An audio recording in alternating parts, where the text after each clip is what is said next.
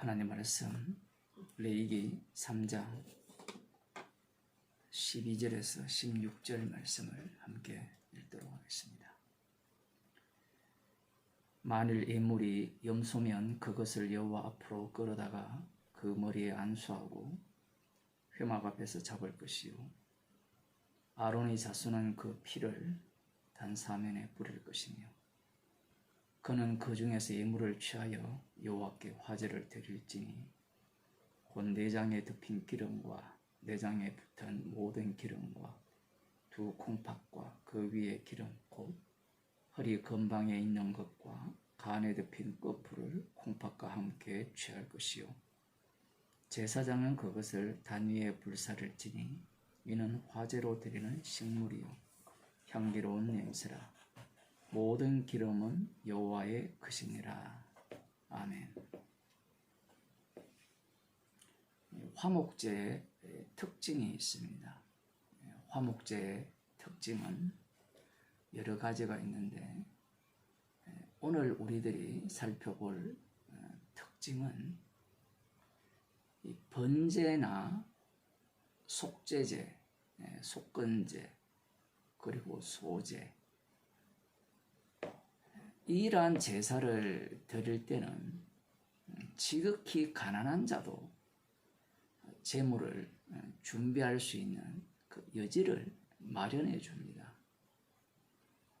물론 산비둘기, 집비둘기 아니면 고운 가루 그 10분의 1 정도 되는 아주 적은 양의 그러한 어떤 소제물 그것조차 없을 수도 있지만 이 화목제물 같은 경우에는 산비둘기나 집비둘기로 드릴 수 없습니다. 화목제물 종류에 그러한 내용이 들어가지가 않아요. 화목제물에 무교병이나 유교전병 이 부분도 좀 특이한 부분이지만 이 소제와 관련된 그 무교병이나 유교전병을 화목제물에 포함할 수는 있습니다. 그러나 반드시 피 흘리는 희생물 3장에 나오는 소 아니면 양, 염소 암컷이나 수컷이나 상관이 없습니다. 이러한 제물로 하나님께 희생을 드려야 된다라고 말씀을 하고 계신 겁니다. 그래서 우리들이 이 본문을 이렇게 읽게 되면 처음 말씀드린 바와 같이 가난한 자는 어떡하라고 하나님께서 이렇게 말씀하시는가? 앞서 번제나 소제나 속제제나 속건제는 가난한 자가 드릴 수 있는 제물이 있습니다. 우리들이 잘 아시다시피 약속의 땅에 들어가면 기업을 동일하게 분배받게 됩니다. 그러니 특별히 가난한 자가 있는 것은 아니에요. 이미 이 제사법 속에 이스라엘 백성들의 악함을 다 포함시켰고요. 특히 이 화목제 가운데 제물에 대한 언급을 하심으로 말미암아 인간의 죄, 이스라엘의 죄악이 얼마나 악한가를 드러내고자 하시는 겁니다. 화목제물은 어제 그저께 계속해서 우리들이 살펴보았듯이 여호와 하나님의 음식물이 되어지고요. 그리고 거제로 드린 것들은 요제로 드린 것들은 제사 드린 제사장이 거제로 드린 것들은 아론과 그 자손들이 그리고 나머지 대부분의 고기는 화목 제물을 갖고 온 사람과 그리고 그와 함께한 사람들이 먹게 된다라는 사실입니다. 화목 제사를 드릴 때 화목 제물을 갖고 온 그 인물이 하나님이 드시는 부분에 대해서는 얼마든지 기쁘게 드릴 수가 있어요. 그리고 제사장이 아니면 아론과 그 대제사장이나 제사장들이 화목제물을 먹는 것도 얼마든지 받아들일 수가 있습니다.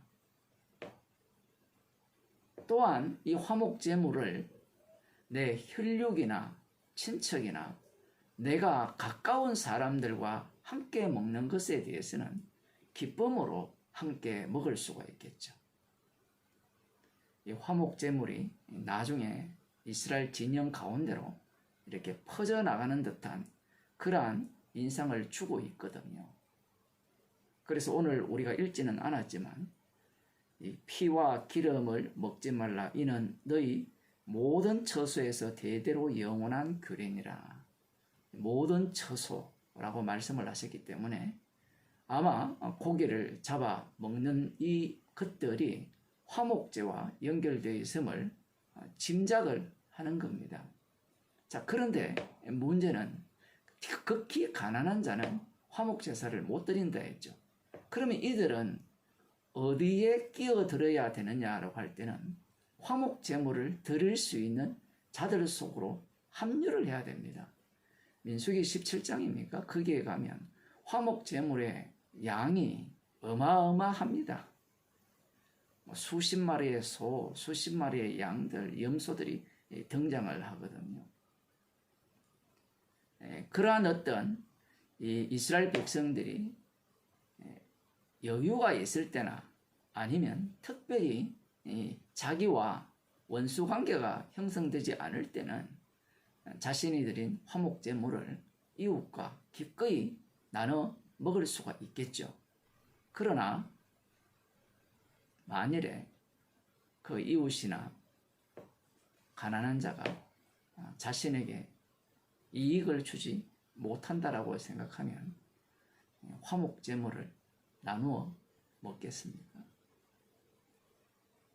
나에게 손해를 끼치고 만일에 심지어 나의 형제나 가족들을 살해한 자라면, 상해를 끼친 자라면 그들과 화목제물을 나눠 먹을 수 있겠느냐라는 겁니다.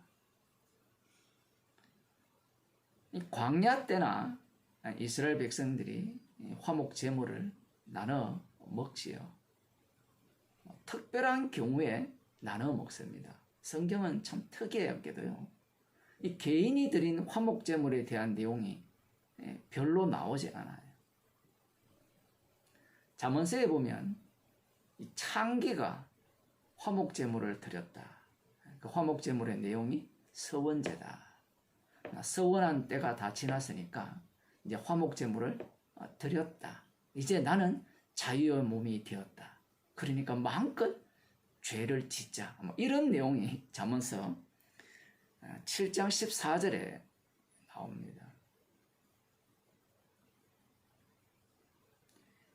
화목제물을 이렇게 극히 가난한 자나 아니면 자기와 원수 관계에 있는 자들과는 먹기를 원치 않죠. 그러한 내막을 하나님께서 아시고 화목제물에 대한 그 어떤 것들이 제물이 되어야 되는가, 번제, 소제, 속제제, 속건제와 달리 아예 화목제물을 드릴 수도 없는 자를 이스라엘 가운데 만들어 놓으신 거예요. 그러면 이 틀 속에 걸려들지 않을 이스라엘 백성은 없습니다. 화목제는 참으로 좋잖아요. 그죠? 모든 사람과 화목해 되고 하나님과도 화목해 되고 다른 사람과 화목해 되는데 화목해 되기를 원치 않는 인물이 있는 거예요. 그러한 자들은 배제가 되는 겁니다. 그러나 하나님께서는 그러한 악한 이스라엘을 그냥 배제시키시지 않고 화목제물을 주셔서 그들을 구원하신다라는 사실입니다. 사사기 15장을 보겠습니다. 여기에는 삼손이 등장하고요, 유다 지파가 등장합니다. 9절에 보면 이에 블레셋 사람이 올라와서 유다의 진을 치고 레히에 편만한지라.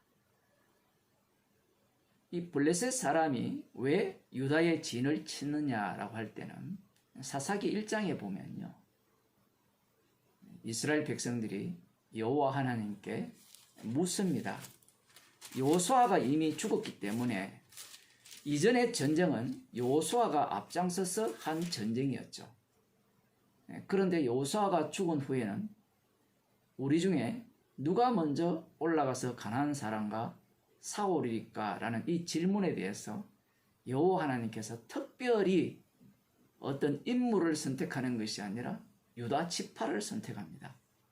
여호와께서 가라사대 유다가 올라갈지니라. 인물이 분명히 있죠. 우리가 잘 아는 갈렙이 있습니다. 모세의 후계자로 여호수아가 세워졌다면 우리들 생각에는 갈렙이 아직까지도 여호와 전쟁에 앞장서는 사람이거든요. 그 1장 11절 이하를 이렇게 읽어보면, 그렇다면 하나님께서 갈렙이 먼저 올라가라, 갈렙이 선두가 되어서 이 가나안 사람과 싸워라, 이렇게 말씀하셔야 되는데 유다 지파를 앞장 세웁니다. 그 이유가 있어요. 인간들은 여호수아, 갈렙으로 이어지는, 사사들로 이어지는 그러한 왕과 같은, 궁극적으로는 왕을 요구하죠. 그러나 하나님께서는 이스라엘 백성들을 약속의 땅에 인도하신 이유가 언약을 성취하기 위해서입니다. 아브라함과 이삭과 야곱에게 가신 언약을 이루시기 위해서 인도하신 거예요. 이때만 해도, 여호수아가 죽은 후 이 초창기 때만 해도 유다 지파가 올라가서 싸우고 그 중심에 갈렙이 있어서 이 블레셋 땅들, 오늘 본문에 나오는 이 지명들을 대부분 다 차지하는 겁니다. 그런데 시간이 흘렀죠.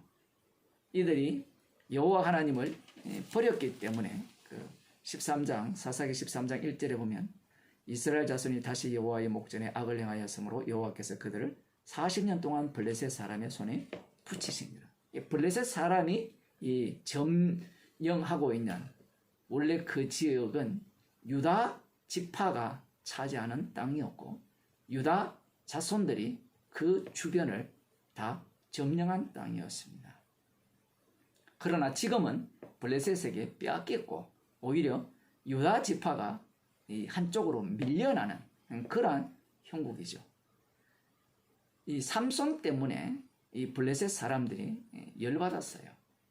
삼손이 이 블레셋 사람을 치기 위한 꾀로 이 딥나에 내려가서 마음에 드는 블레셋 사람의 딸 하나를 이렇게 선택해서 결혼을 했는데, 그 당시에 결혼식에서는 이 장가 온다고 해야 될까요? 간다고 해야 될까요? 그 가는 인물이 수수께끼를 내고 그 수수께끼를 맞추면 그 인물에게, 여기 보면 엄청난 양의 뭐라 할까요? 거기에 대한 대가를 지불하죠. 여기 보면 배옷 30벌과 그옷 30벌,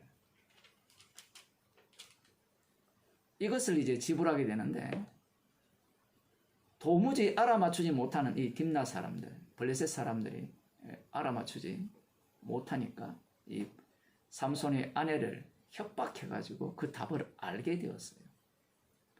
그런 와중에 이제 삼손이 이 아스글론에 가서 정답을 맞췄으니까 거기에 대한 대가를 지불해야 되니까 그곳 사람 30명을 쳐 죽이고 그들의 옷을 뺏어서 수수께끼를 맞춘 그들에게 돌려주는 그러한 어떤 사건이 먼저 일어났습니다. 그 이후에 삼손이 이제 다시 자기 아내를 찾으러 갔는데 그 아내를 친구에게 줘버렸고, 그래서 이제 이 삼손이 열받아서 여우 300마리를 붙들어서 그 꼬리와 꼬리를 다 묶어가지고 완전 횃불용으로 만들어서 이 곡식당과 아직 배지 아니한 곡식과 감람원을 다 불타게 만들어 버렸습니다. 여기에 보면 추수할 시기라는 거죠. 얼마나 블레셋 사람들이 열받았겠어요. 그래서 이 삼손을 잡기 위해서 이제 군사를 조직해서 유다를 공격하는 그런 어떤 모습을 취합니다.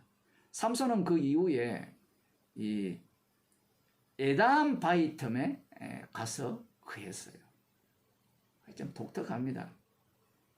딥나에서 거의 한 40km 정도 떨어져 있다라고 하는 그 곳에 가서 숨어 있는 것이 아니라 그곳에서 사는 거예요.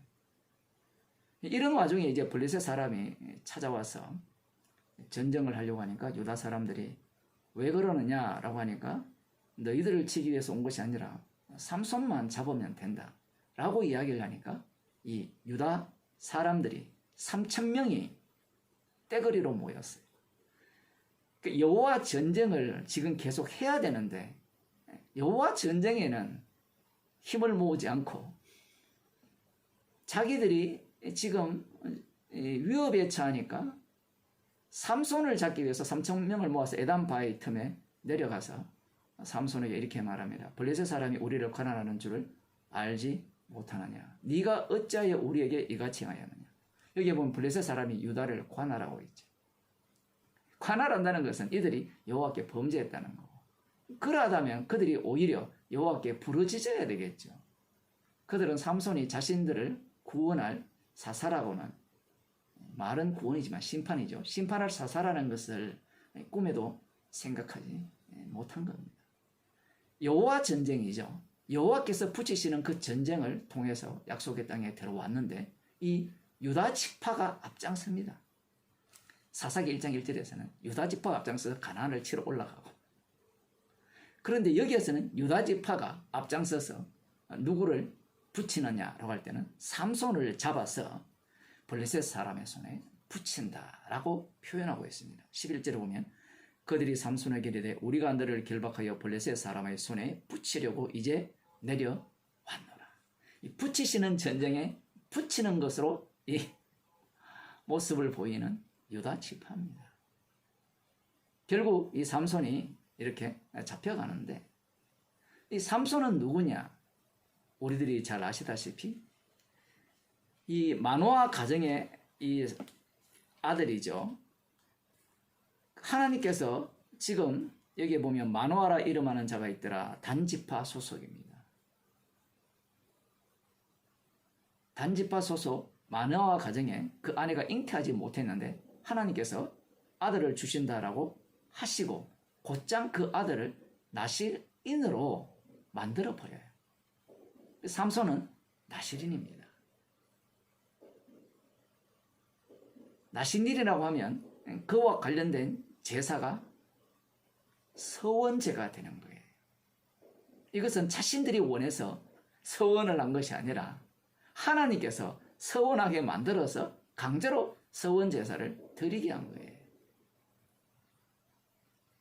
하나님께 이 마노아가 제사를 드리는데 번제와 소제물을 취하여 19절에 보면 13장 19절에 보면 이에 마노아가 염소 새끼 하나와 소제물을 취하여 반석 위에서 여호와께 드리매 사자가 이적을 행한지라. 마노아가 그 아내가 본즉 불꽃이 단에서부터 하늘로부터 올라가는 동시에 여호와의 사자가 단불꽃 가운데로 쫓아 올라간지라. 마노아 그 아내가 이것을 보고 이렇게 얼굴을 땅에 엎드렸다.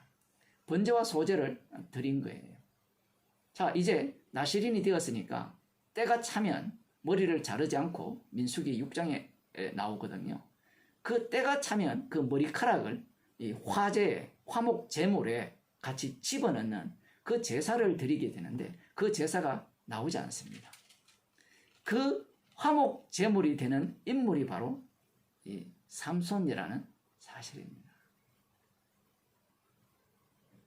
자신을 이 대적인 블레셋에게 붙이는 그 유다 지파를 위해서 삼손은 희생 제물, 화목 제물이 되어진다라는 사실입니다. 예수님께서 화목 제물이 되셨죠. 우리가 아직 죄인 되었을 때 그리스도께서 죽으심으로 하나님의 자기 사랑을 확정하셨습니다. 우리가 원수 되었을 때입니다. 화목제물은 인간이 드릴 수도 없고 드릴 수 없기 때문에 하나님과 화목해 될 수도 없는 거예요. 그렇다면 화목제를 드리는 이유가 뭐냐라고 할 때는 하나님과 화목하여서 뭔가 빼먹을 것이 있을 때는 화목제를 드리겠죠. 예수님을 믿는다고 했을 때 예수님의 화목제물 되심 속에 우리가 합류당했습니다. 어제도 말씀드린 바와 같이 나의 구원은 성경에는 없어요. 내가 믿는 화목제물인 예수 그리스도는 우상 예수가 돼요. 왜냐하면 내가 예수님을 화목제물로 믿기 때문에 나는 하나님과 화평케 되었고 구원받았다라고 주장하기 때문입니다. 그러나 주님의 화목제물 속에 합류된 자는 더 이상 내가 사는 자가 아니라 내 안에 그리스도께서 사시고 화목제물 대신 예수 그리스도, 달리 말하면 십자가를 자랑하기 때문에 그 인생은 나의 구원이 관심이 없어요. 사나 죽으나 그리스도의 것으로서 십자가만 자랑하는 인생이 되는 겁니다. 삼손이 그림자로서 화목제물 대신 나실인 대신 예수님을 증거했죠. 많은 사람들은 정답만 찾기를 원합니다. 예수님이 화목제물이다. 그래서 우리는 화목제물 대신 예수님을 믿어야 된다. 그게 인간들이 갖고 있는 구원론입니다. 삼손 속에는 예수님의 죽으심을 담았을 뿐만 아니라 예수님께서 화목제물이 되셔서 자기 속에 합류시킨 자들이 예수님을 꼭 닮아 살 것을 삼손을 통해서 보여주시고 삼손의 모습이 곧 오늘날 성도의 모습임을 우리에게 말씀하고 계신 겁니다. 기도하시겠습니다. 불가능성을 십자가의 피 능력으로 가능케 하시고 또 불가능성을 성령을 주셔서 십자가만을 자랑하는 정인으로 우리의 인생을 주님을 닮은 자로 화목제물로 살아가게 하심을 감사하는 주의 백성이 되게 하여 주옵소서. 이제는 내가 사는 것이 아니라 내 안에 그리스도께서 사시기에 주님이 인도하심을 따라 십자가의 정인으로만 사는 주의 백성이 되게 하여 주옵소서. 예수님 이름으로 기도드리옵나이다. 아멘.